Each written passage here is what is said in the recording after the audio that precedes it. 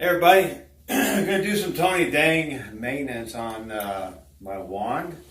I've got the Swivel wand here, and we've had it since September of 2018. We got it the experience from Tony Dang. A very nice wand. You know, you've heard, I've already released these here out of the manifold because I'm going to be taking the manifold off and cleaning the swivel. So you can see how Tony did these here. They're on a spinner, so it makes it real easy to take off, and we'll you know, basically get these all cleaned up as well as we go into there. First thing you're going to want to really do is you're going to want to take off the glide. So you see how easy it was to remove that glide there. You can see, you know, the glide is being used. It's not brand new. The wand has been in service now since September, and we are now in middle of February, so that's October, November, December, January, February, 5 months. 6 months of really kind of use because it was the first part of September. And love the wand, but I've heard rumors and stuff about the swivel being loose or wearing out, you know, so you can see, I mean, that is still very, very tight, very, very well engineered. Today we're going to take it apart. You want to make sure that you clean the areas and stuff like that, especially if you're removing any of the components in here. So make sure that any debris or anything that can get down into it is not there, and that you've kind of made sure that it's all clean and stuff before taking it off. I'm going to have Eileen doing that there. The way that he's done this here is he's actually kind of put it on this one here. You see there's these two screws here, and we're going to take these here, and I'm going to put everything on a towel so that I can find it. And take these two here out. Take that there, and I'm going to put that little screw right there with that as well. And then this here comes off, and you can see it's in there so that the bearings will actually be inside here. You see actually the bearings inside the slot. So what I'm going to do now is I am going to actually turn this over and get this up underneath here. And just like you would be, this is the first time I've ever done this, so I don't know, other than seeing what they did at the show, getting these out so that we can actually clean all these bearings out, and just spinning it and get them all out of the way. You can see all those bearings in here, and I'm really curious to see how that is going to actually work. Just like you guys, you've heard all these bad rumors, but I don't think any bad rumors. I think it's pretty good, really. I'll go the other way and drop those all in there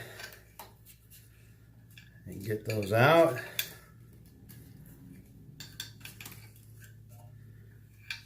And I think we might have gotten them all out. I don't see any more. There's a couple more falling out. Just rotate it so that you can get them all out.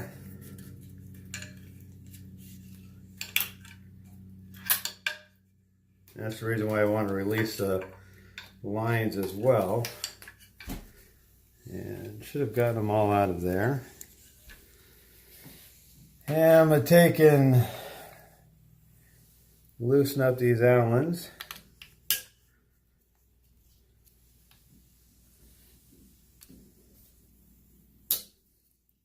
Way to film, Eileen. We're not a production company, we're just carpet cleaners. And again,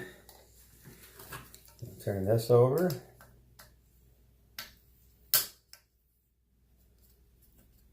And loosen that.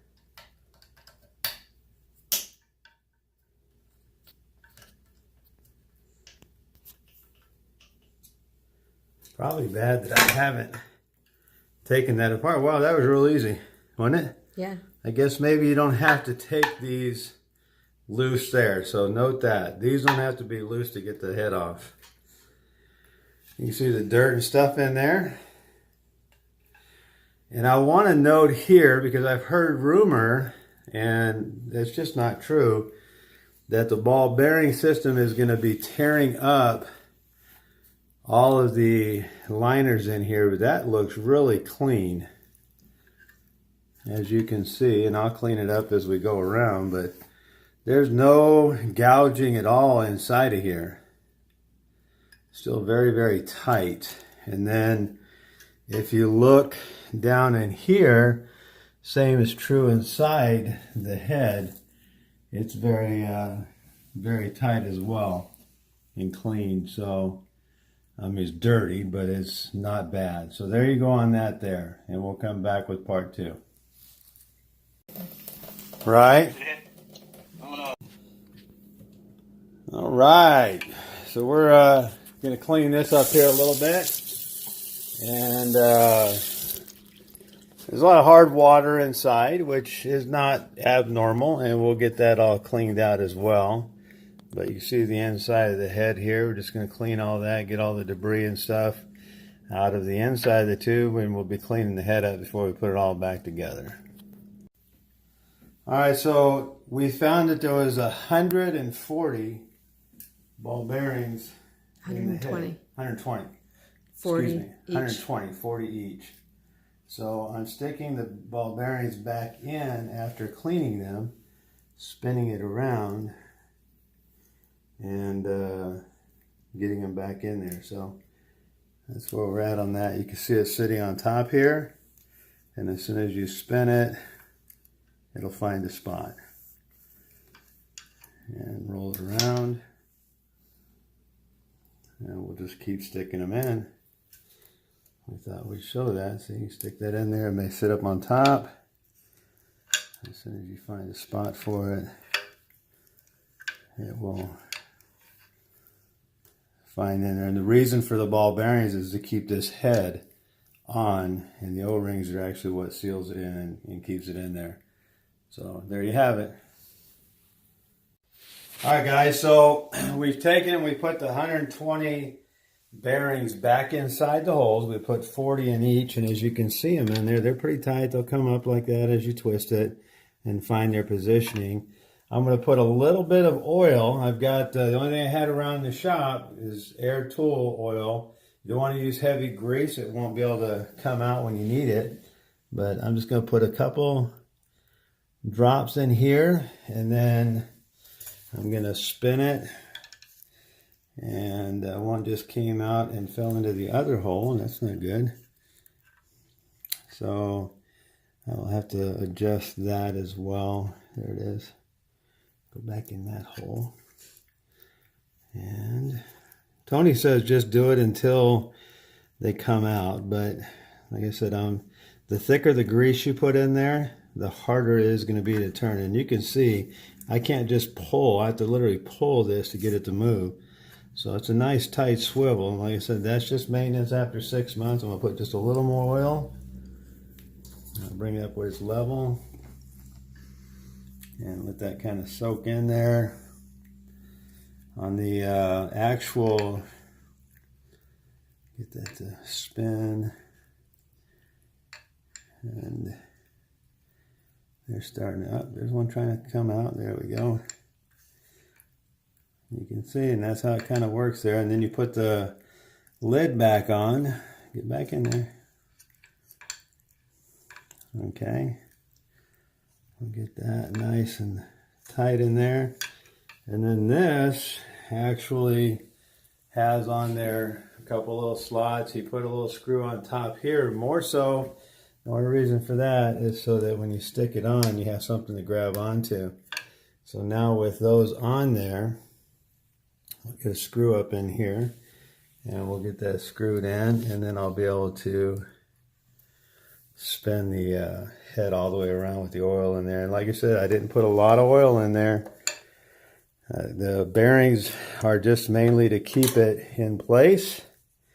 If you put thick grease in there, like I've done on some of the other ones I've had on these swivels, you'll end up caking it and you won't be able to get the bearings out.